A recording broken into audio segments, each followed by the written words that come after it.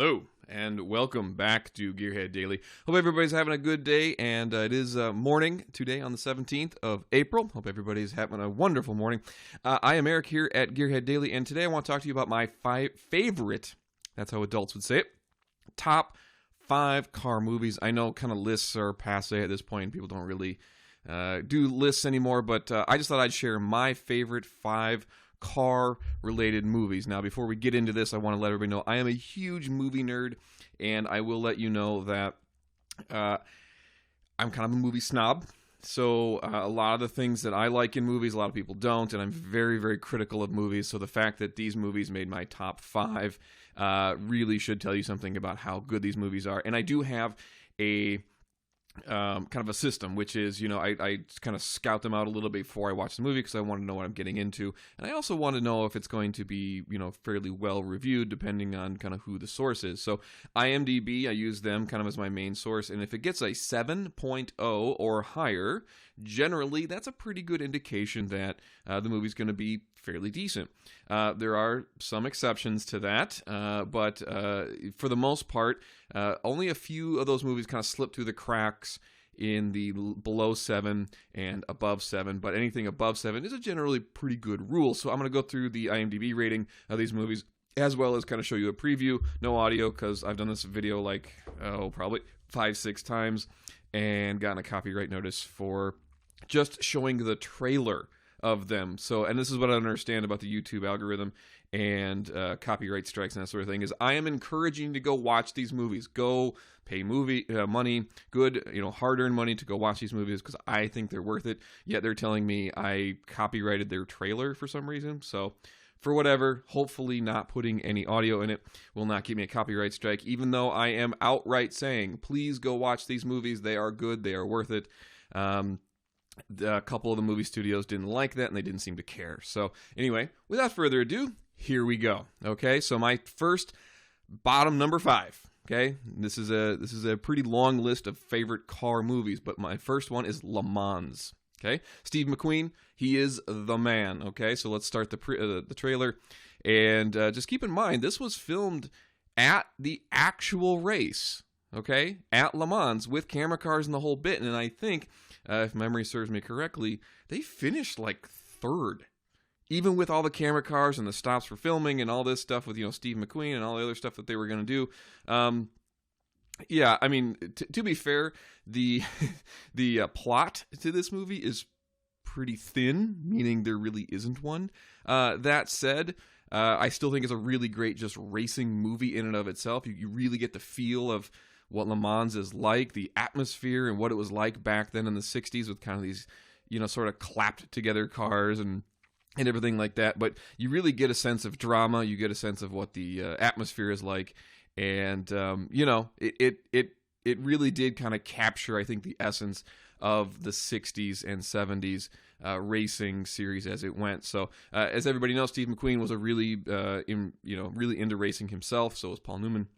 So that said, that is my number 5 movie, and I love that movie for a number of reasons. Still watch it to this day. The plot is pretty thin and pretty crappy, but who cares? That's not really the point. So now, my next pick for number 4, I know for a fact a number of people don't like, but IMDb tends to disagree. That is the movie Drive with Ryan Gosling.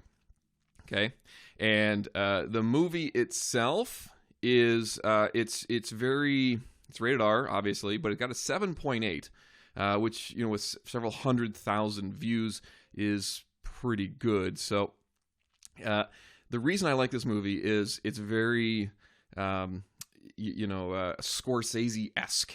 A lot of really good colors, a lot of really dramatic lighting. The camera work I think is excellent.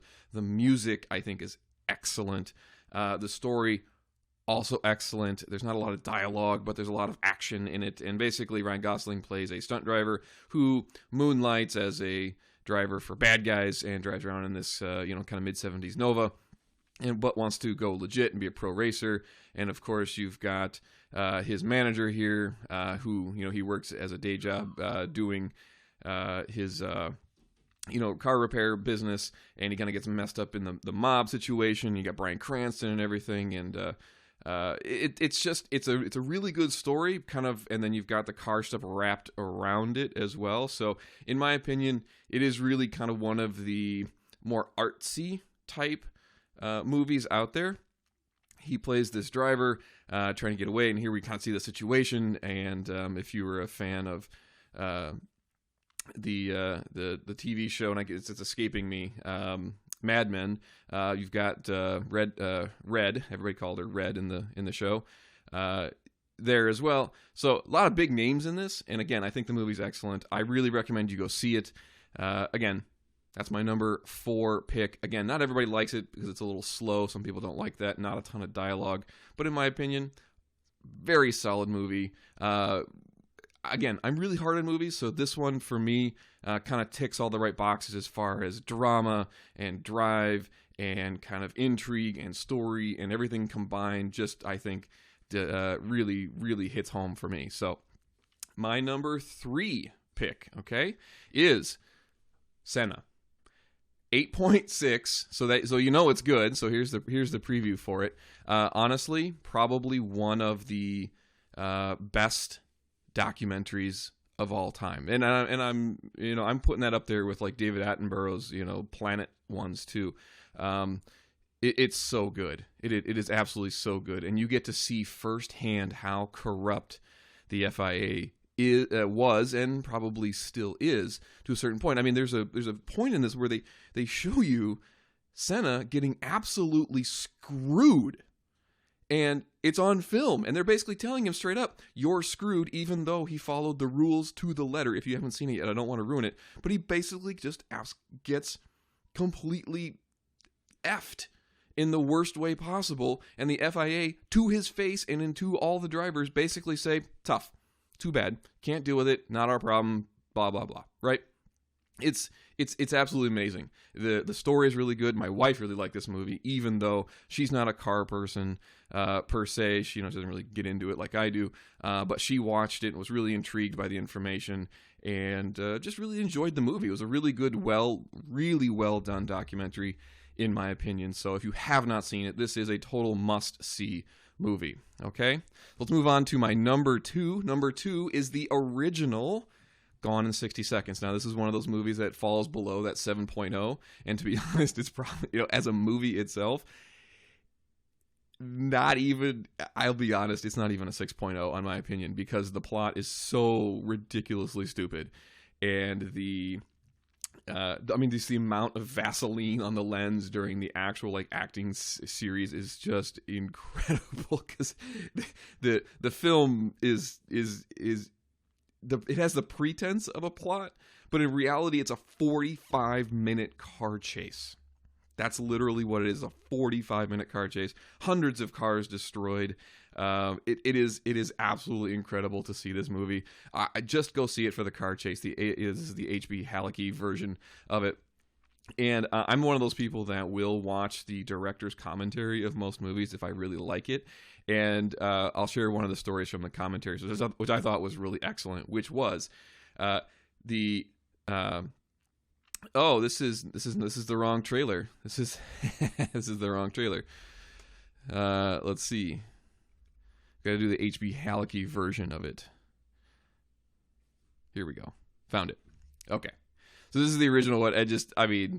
It's so ridiculous, but so one of the stories I'm going to tell you, 2 things. One is the original Eleanor Mustang, which is the yellow one you see here, is that they only had one. They really only had one, and so all the car, they don't have any stunt cars. Basically, that car damage that you see is the car. The second thing that I want to tell you is if you watch any of the highway scenes on this, Halicki knew that the CHP, the California Highway Patrol, did not work on Sundays. Okay, so for whatever reason, back in the 70s, they chose not to patrol on Sundays. So all the highway scenes that you see, the chase scenes, are actual traffic.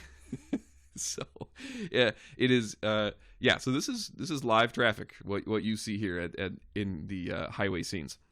So that part to me is absolutely incredible. But I think they destroyed hundreds of cars.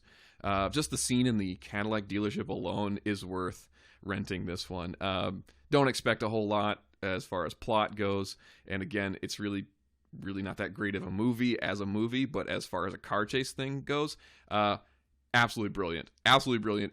Every last bit of it. Your car nerddom will tingle like crazy. So let's get to my number one movie that I love the most for kind of more sentimental reasons, and that is Love the Beast. As you can tell, with only 1,900 votes here on IMDb, it is not kind of well known. Eric Bana is a well-known actor in Hollywood, but the story really revolves around him and his buddies and this car that he had for many years.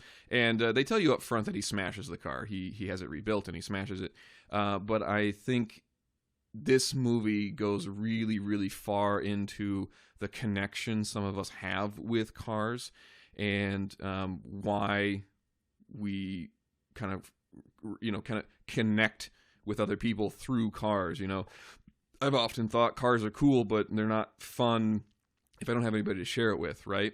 So he's got this looks like it's like an old Maverick, the Australian version of the Ford Maverick, basically. And he's had since he was like 15 years old. Him and his buddies have been racing this thing. They get together and they put it together and rebuild it and that sort of thing. And he gets Jeremy Clarkson and Jay Leno and a few other people to Dr. Phil even to talk about kind of the passion that is the cars and why he's so attached to this particular car, even though he smashes it in the most spectacular way at this Targa.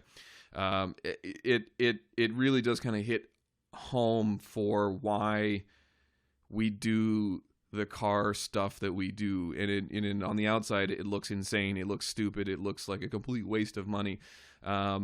But it's more than that, and I don't want to kind of ruin the experience for you because it doesn't look like a lot of people have voted on what they think of the movie. But I still think is probably the quintessential love affair for cars and why we love these things so much. And there's the crash right there. So anyway, that's my top 5. What do you think? What's your opinion on? What are your top 5 movie cars? Did I miss a couple? Have I screwed this up? I know there's going to be some strong opinions. So please let me know. What do you think in the comments? Have you seen these movies? Are they good? Are they not good? I don't know. Let me know. Let me know what you think. And if there's a movie I haven't seen, please let me know. I'm all ears for new car movies. All right. See you guys.